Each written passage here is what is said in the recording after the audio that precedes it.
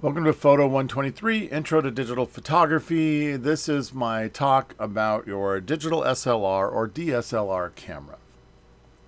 If you check out a camera from OCC, what the school has to offer is the EOS Rebel T7i.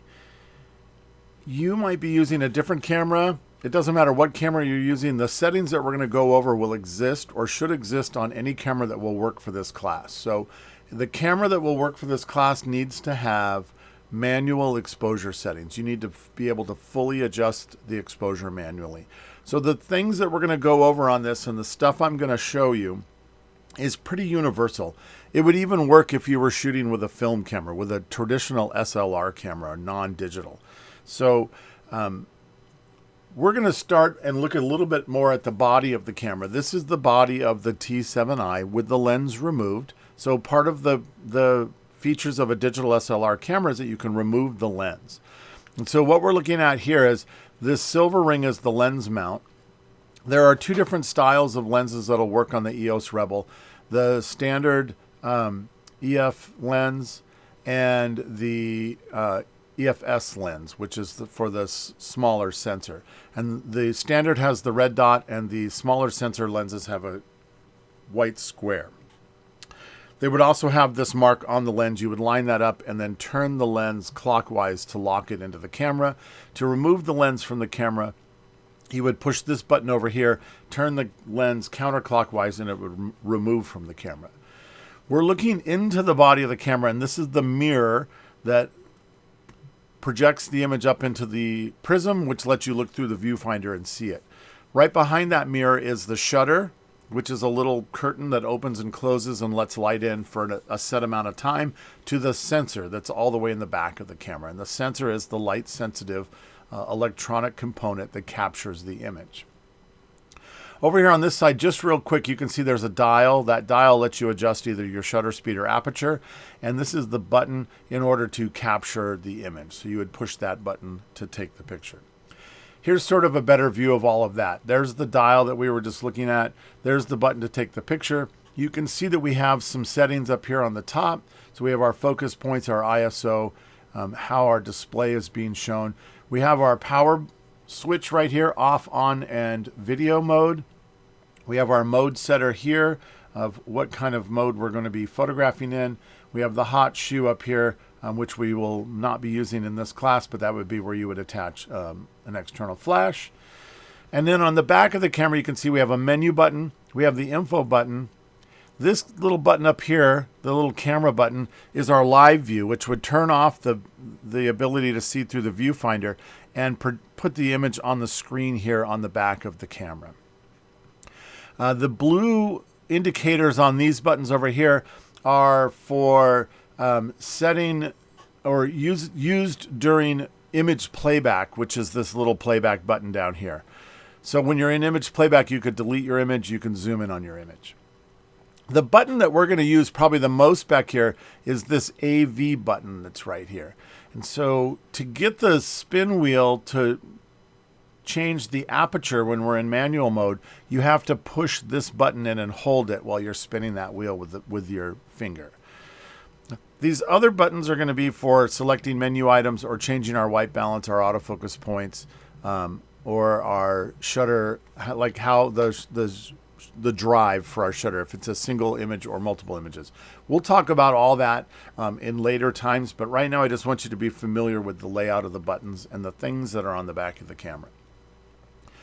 In order to use the camera, we're going to have an SD card in it. Now, if you checked out a camera from the school, it should come with an SD card. The SD card goes in the slot here on the side. You can see how it opens up, and you just slide the SD card in. SD cards have a little notched end to them, and in pretty much every camera that I've seen, on the door there's a little diagram that shows you which way the notch needs to go. Make sure you insert that SD card in the correct way so it doesn't get jammed in the camera. And then you'd close the door and it slides locked on this one, and you'll be ready to shoot with the SD card. The other thing you're going to need to make sure you have is a charged battery. The battery is located on the bottom of the camera, and you can see it says battery open. You slide that little lever open and you slide the battery in. The battery has this little arrow indicator that's telling you that that part goes down. There is sort of a unique shape to it, so it'll only fit in your camera one way. When the battery compartment is open, you'll see some contacts down there, and this open end of the battery down here must line up with those contacts so that you can fit the battery in. The battery will need to be charged periodically. It could vary depending on some of the settings you have, whether you have the display on longer or shorter, or how much time you spend reviewing images. The more time that display is on, the more battery it's going to use. So in the camera menus, and we get to that from this menu button on the back here. So you're going to click this menu button, and it's going to bring up your menus. So there's a series of menus across the top. We have our shooting menu, which is the red menus, and this is going to be all the different settings that pertain to how we take our photos. I'm going to show you just a couple of things in there. We have our playback menu, which is going to be the blue menu, and it's going to be all about how you view the images on the rear screen of your camera when you're using playback mode. We have the setup menu, which is sort of the global functionality of the camera, and that's our gold menus. And then we have our display level, which is going to be some sort of customizable features to change how the display functions and does things on the back of the camera. I don't worry too much about that. Display level and playback I don't usually deal with too much. The other one that I use is the My menu, which is the green one, where you can save the things that you use a lot into that menu, so you don't have to go digging through. You can see in the shootings menu there's 5 sub menus or pages, and in the setup menu there's 4. So instead of digging through all 9 of these pages, you can add things to your My menu and just access them immediately. So you can kind of see how it works here, that it shows you what number you're on, page number you're on, and then whatever you're modifying is highlighted in the color of the menu. So that's the selected menu item. The first one I want you to look at is this image quality, and we're going to start by shooting large, fine JPEG. So the L is for the large JPEG. This smooth curve signifies that it's the fine detail in the JPEG. So more detail will be included. There's another one that will have sort of a blocky stair step kind of look to it, and that would be coarse detail. And coarse detail will have less information in the file, and so give you less resolution or coarser detail instead of this fine detail. We want to make sure we're on fine, large detail. The next one in this menu that I really want to show you is this release shutter without card on. So it's on, which means you can take a picture without an SD card being in there, and the camera will do things that seem normal. It will preview the image to you. It will let you take more images, but when you go back to review those images, they don't exist because there's no card for it to record to. So personally, I like to go in and turn this off so that the camera won't function without a card in it. That way I don't accidentally start taking pictures without my card in there, and I don't end up not capturing my images. So those are the 2 things that you should really look at for this first assignment. There will be more menu items that we'll talk about in upcoming assignments. And if you don't have the Canon Rebel T7i that you checked out from the school, your camera should have something very similar to this image quality, where you can choose finer detail in a large JPEG format. So find that and make sure that you utilize that. The next thing that I really want to show you is we're going to kind of jump into the setup menus. And if you borrowed the camera from the school, or if your family had been using the camera, or a friend is loaning you the camera for the semester, what I would recommend doing right off the bat is clearing all of the settings. So when you go in and say clear settings, this will eliminate any custom settings that have been made on the camera, things that might change the look or the way that the camera functions, and it'll make it more factory default, which means you can look things up in your manual and make sure that everything's doing what you expect it to do. There's another menu item in one of these, I believe it's in menu number 1, that also says format card. So your SD card might have images on it. And if all of those images have been downloaded, then you can format the card, which will erase everything that's on the card and let you capture new images on the card. Be aware that when you format the card, it erases everything that's on the card. So make sure that you have it all downloaded to a computer. And once it's downloaded to the computer, you can format the card and you can move on. One of the things that I like to add to my menu, the star down here, is format the card. Because when I finish transferring all of my images, I'll put the card back in the camera, I'll format it, and then I know that I have a clean, clear card in order to take all my photos on. Keep in mind that we don't want to format our cards when we're on the computer or working with them in any other way. We want to format it in the camera. The camera needs to communicate with the card the most, and so the card should be formatted only in the camera. So those are a couple of the menu settings that we're going to change and play with.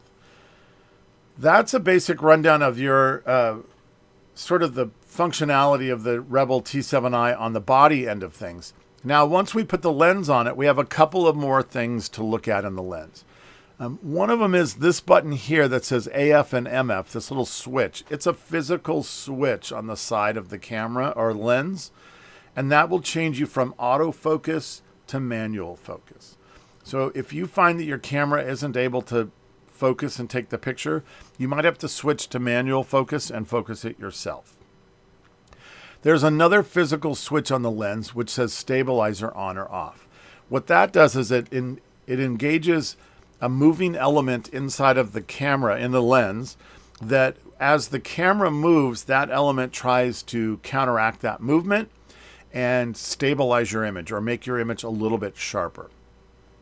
So if you're going to be taking a photo that's going to need a shutter speed that is slower than a 60th of a second, like a 30th, a 15th, or an 1/8 of a second, you might want to turn on image stabilization in order to get the sharpest possible image. It does take more battery to run image stabilization, so if you don't need it, you can turn it off. If you're shooting faster than a 60th of a second or a 1/25th of a second, you most likely won't need image stabilization, so you can just turn that off if that's the case. We're going to be taking our pictures out in bright, sunny daylight, and so your shutter speeds should be fast enough to keep the camera stable and take those photos. So just wanted to let you know what that is in case you wanted to try to use it or turn it on. The other thing we see on the lens is it marks it from 18 and it goes to 135. So this larger rubber ring on here is our zoom ring. So as we spin that, we go from a wide angle lens to a more telephoto lens. And that will change the look and feel of your images. And we'll have more of that to look at as we move on in the class. This front rubber ring, or the smaller rubber ring, is your focus ring. Now this ring may not spin freely on your camera if autofocus is turned on. So if autofocus is on, then the camera has engaged this ring so that it can focus the camera for you. When you turn off autofocus, then this ring should move freely and spin without issue. And then on the front of the lens, this one just has the lens cap, but if you checked out one from the school, it'll have a little filter on the front that probably says UV on it, and that's just to protect the front of the lens, and then it'll have the lens cap on the very front. For our first assignment, I want you to use the creative zone modes. So the creative zone modes are our manual modes, or the modes in which we make more of the choices than the camera. So you can see that there's all of these sort of preset modes that are on the other side over here, starting at this A+, which is fully automatic. There's one with no flash, and then it goes down into all of these other modes, which are presets that we're not going to be using in this class. We're going to be focusing on this manual, AV, which is aperture priority, TV, which is shutter priority, or for the case of this first assignment, if it makes you feel more comfortable, you can utilize the P mode. But I would really, really highly encourage you to play around a little bit in the TV, AV, and M modes on this first assignment, just to start to get a feel for what they do. So program mode, when you put it on P, you choose like the ISO for the photo, and the camera will pick the shutter speed and aperture automatically for you to make it all balance out and get a proper exposure. In TV mode, or shutter priority, T for time, shutter is the amount of time that we let the light in.